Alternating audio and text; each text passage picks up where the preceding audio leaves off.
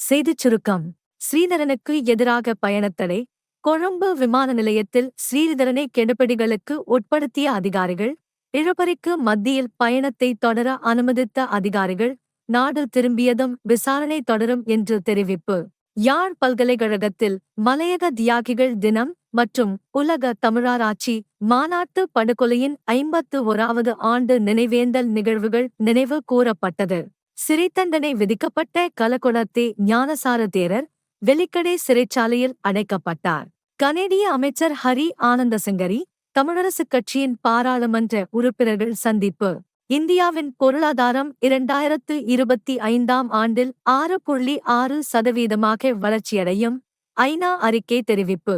காட்டுத்தீயில் பற்றி எரிகிறது Los Angeles. இதுவரை 10 பேர் உயிரிழப்பு, 4 லட்சம் பேர் வெளியேற்றம். விரிவான செய்திகளுக்கு தமிழன்குரல் செய்திகளுடன் இணைந்திருங்கள். நன்றி, வணக்கம்.